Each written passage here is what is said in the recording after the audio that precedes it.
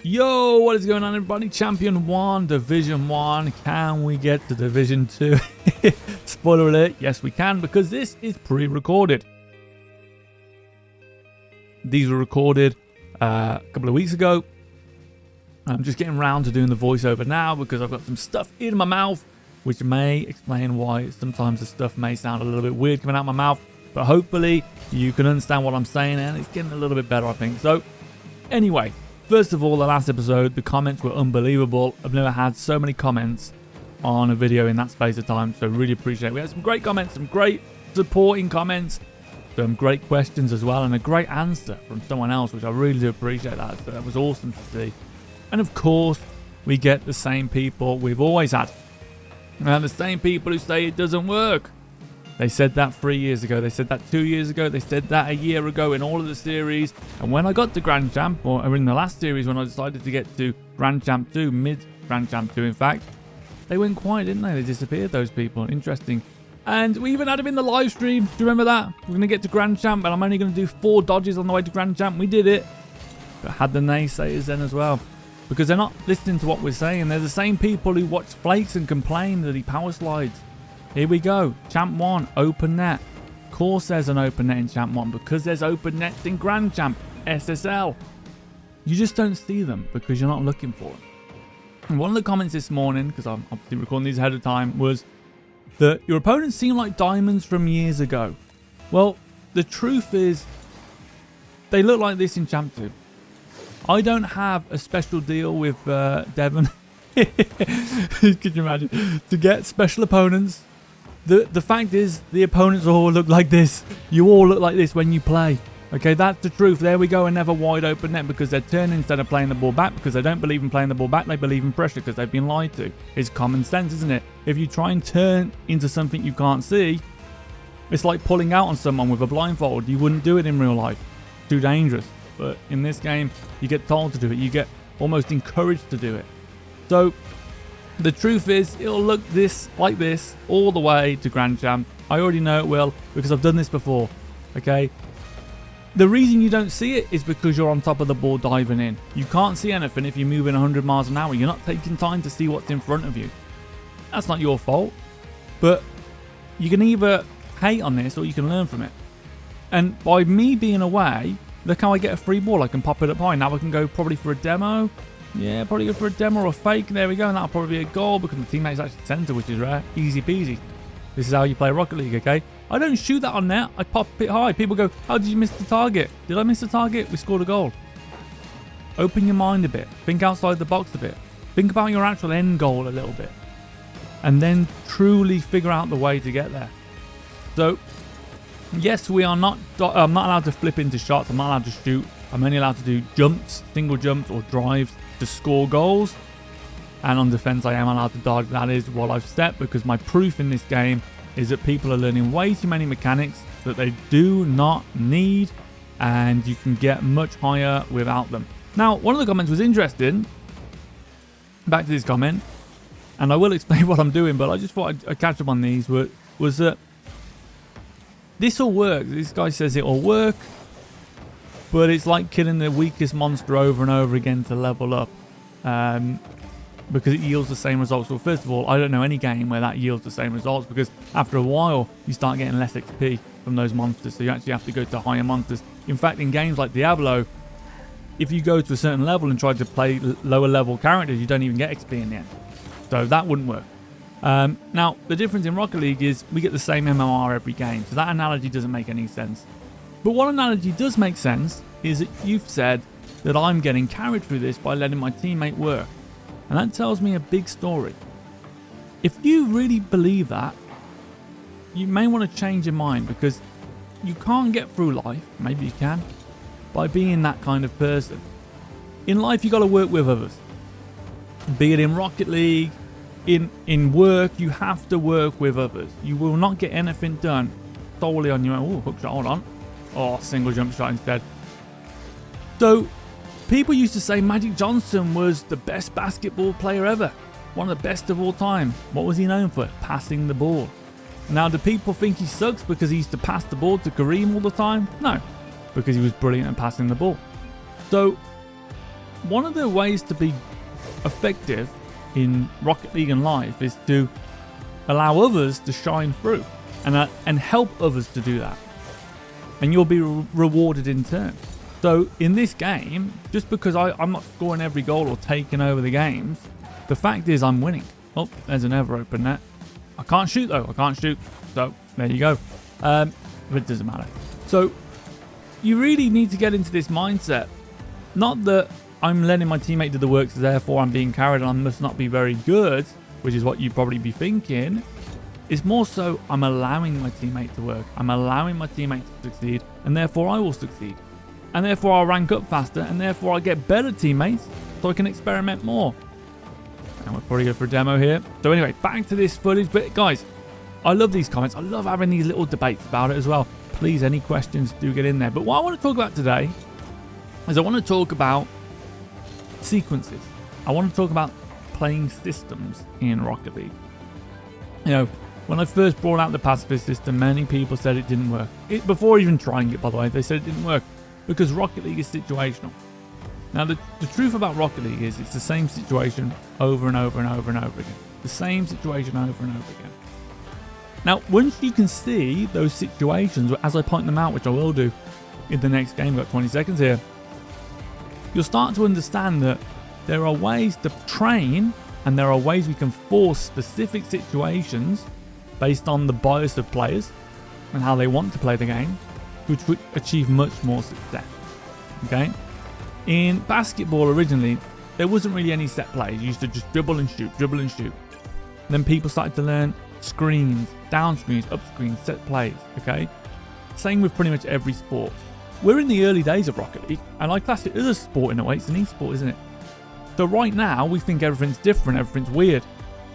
But the truth couldn't be further from the truth. The truth is it's the same thing over and over, and therefore we can train specific key things that can allow us to take advantage of this. Almost consider yourself a time traveler as we watch this game, okay? And imagine, if we know what's coming up, we are able to take advantage of it. So let's look at the general movement of this ball. Let's just watch this ball. Watch them push this ball away. All right, watch it, watch it. This ball, we are taking it to our corner.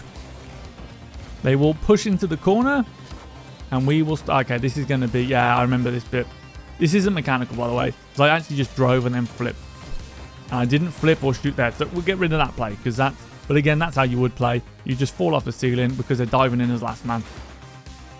But I do apologize. So yeah, watch the ball movement. Watch how it always gravitates to corners, and watch how we can see how it gravitates to the corner. How we can purposely see how it's gravitating to the corner. Take balls from the way they're going into the corner. We can take it and pull it into the corner. Watch this, and it into the corner. So we know if we get good at this game, as far as a defensive player, we can continually get this ball in the corner, right? And that's what happens a lot. Into the corner, into the corner. Everyone's touch. Pretty much into the corner, into the corner. So we know what's happening, really. There's no situation. It's not a situational game, is it, really? Let's be honest. It's into the corner, into the corner, into the corner. Or you smash it back into the corner. You see how it's not the same? It's the same. Into the corner. It's not different. Rocket into the corner. So what you do as a player is you know the ball's going into the corner, and you know the only dangerous place is your net. So you purposely put yourself into positions that if at a low % chance the ball doesn't go towards the corner, you can put it into the corner. Look, where's that ball going? Into the. It was actually going towards the corner. If you let it roll, it would have gone into the corner. Here, guess where that ball's going? Pretty much into the corner, isn't it? So once you know that, you can time travel, can't you? You can say, well, I know it's going to go into the corner or dangerously into the middle. So if I block the middle, I can work from there. So now all you have to do into the corner is practice plays from the corner. And then you have to work out the percentages. So I can tell you, because I've already done that, the hard part, you will not succeed playing the ball offensively from the corner unless really the highest % play is a wraparound demo, because it's the one that you can recover from, or stuff like this where you can jab it from the corner back into the middle and they score an own goal because they don't believe in defending anymore. They actually believe in outside shadowing. So therefore, they can't actually go inside to outside. They can only go outside to in, which is why we keep seeing every single episode own goals. We saw an own goal last episode the exact same way. Do your champs play like that? Yes, they do. So do your grand champs. You just got to allow them to do it by knowing that they're blocking the wrong area. The ball is going to the corner, but the corner isn't dangerous. So let's not block the corner. Allow freedom to the corner. But let's see, look, he's in the corner. There you go, you're dead. Get out my way. You're bumped to, that's an open net. Get out the corner. You know I'm putting the ball in the corner. We know the ball goes to the corner. So we can either be smart about this and say, well, we know where it's going. Is it dangerous? No. Well, we'll just wait in there. Or we'll be a bit further back to pick it up. Or we can be and listen to the people who tell you to be mega aggressive and get on the ball, and you can put yourself into positions where you're easily demoed, inside to outside. Okay, so think about that. So we don't want to challenge in the corner unless it's truly dangerous. What we want to do is we really want the middle of the map, but we can't always get the middle of the map because of the pressure of the game. There's a lot of challenging. Where's that ball gone, by the way? Okay, so that's where here I look around. Have I got freedom to move? Little fake. No, I haven't. Okay, turn away, no problem. And look where the ball comes. We know it's going to go round the corner, so I don't need to spend time in the corner.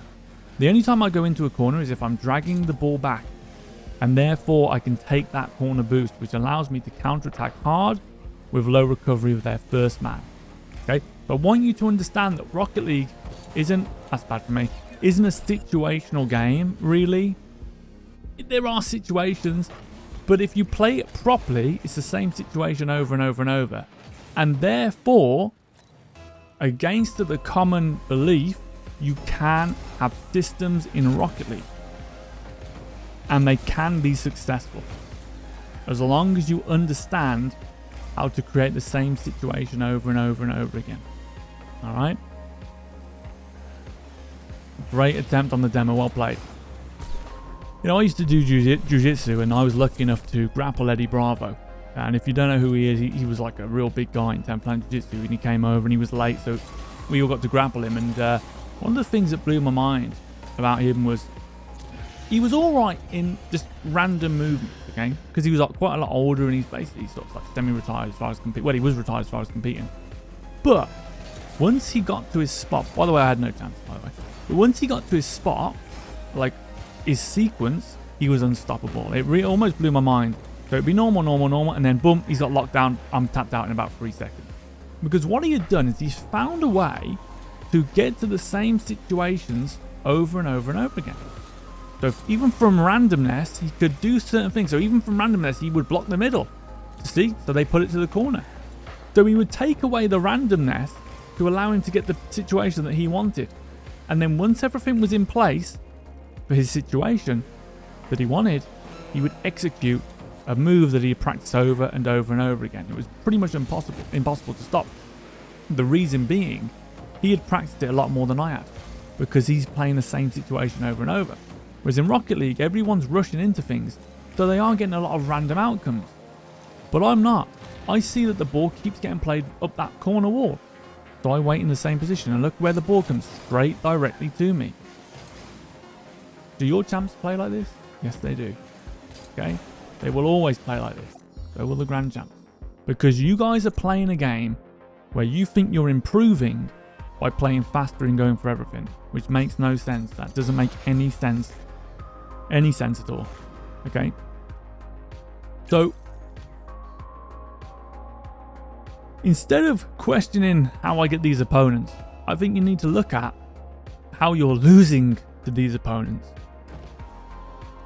And really look closely. Are you forcing the same situation out of them over and over so that you can use a system-based approach? And if you're not, I would start working with that. We've got loads of free resources. We've got the Pacifist System free documentation. Just ask me for it in Discord. I will send you the free document. Okay? We've got the belt system comprising of hook shots. By the way, hook shots pretty much all I'm going to use in this series, apart from single jump hits, which guess what? Work as well. Wonder if I'm going to get a hook shot in this episode. I don't know. Probably. If I go for a shot, it's probably going to be a hook shot. Where's that ball going? Push it into the corner. This is my domain. I have practiced the corner more than they have. Although that guy did do a good fake. But you see how they don't understand the corner? Because most people hit that ball away straight away, like I just did there. Alright, which wasn't great. But normally you would fly off and actually double touch it. But that's too far in the future. But they don't know how to deal with things because they're not used to them. And again, back into the corner. So here's the dive. So I just stop it right here. Boom. That's fine. Now my teammate can go off. Unlucky they get bumped. It's a great shot. My teammate, the reason they get bumped is as second man, they're out of net.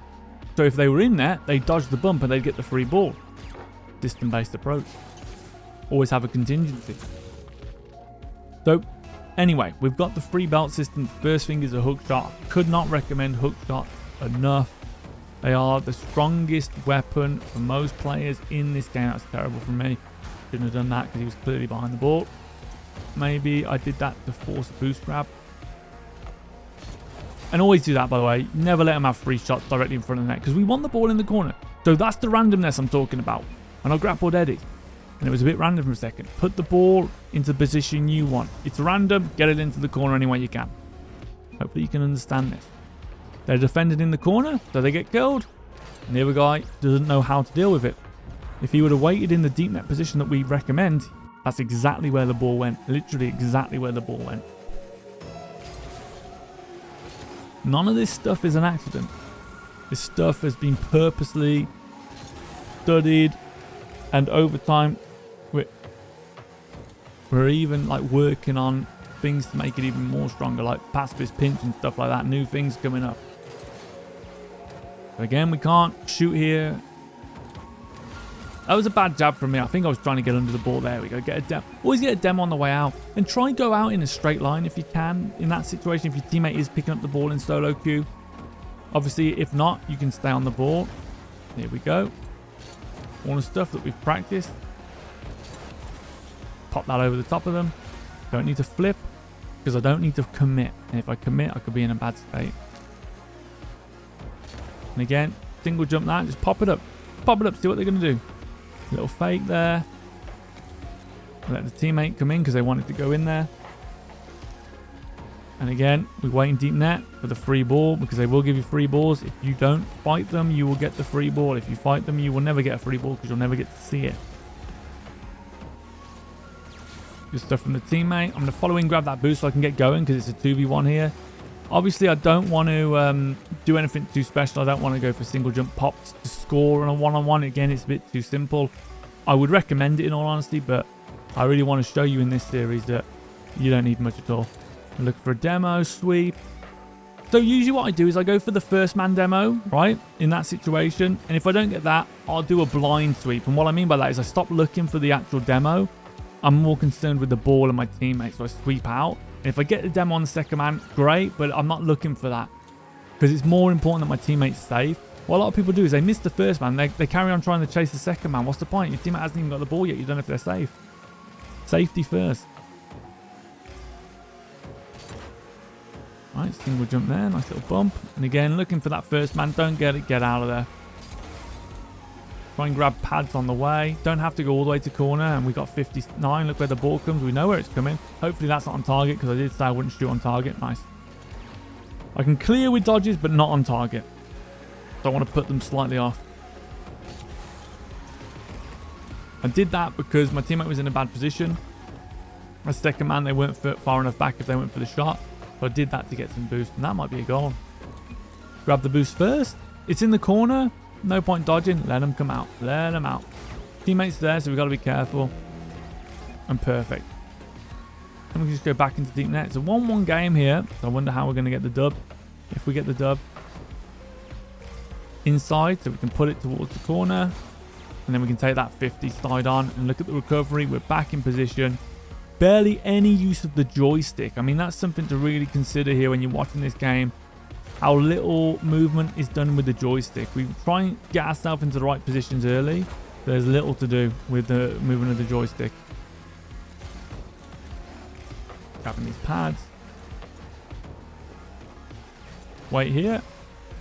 And again, we're at a massive boost advantage here. We can fake that. We get the ball in the inside. Teammates a bit too close there for my liking. A second man. And here's another free ball. Might go for a hook shot. Yep. Thought we might. Bounce dribble, power shot. Bounce dribble, okay, interesting. Good idea. Alright, we're going to go into overtime.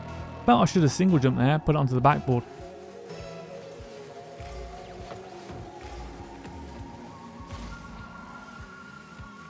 Nice, good fake. Gonna pop it up. Look for a demo. There we go. That's the game. So pop, that's where you want to use the corner as your friend. I don't try and create from the corner as far as scoring. I'll pop it to the corner. Well, actually, he defended the again. Yeah, that's why you don't defend the corner like that, because you're centering the ball. That's why you should just shadow there. You should have just shadowed it, got the free ball, and he would have been fine. But they've been told to dive into corners. They've been told to dive. So hopefully that helps, guys. Obviously, a little bit of, you know, talking you through this idea here. I really want to, early on in this series, because we've got such a long way to go, I want to tell you about how you can make systems happen for you. And then I want to just prove it as we go through this. But thank you so much for the support, everybody. Look after yourself, and peace out. Peace, peace, peace.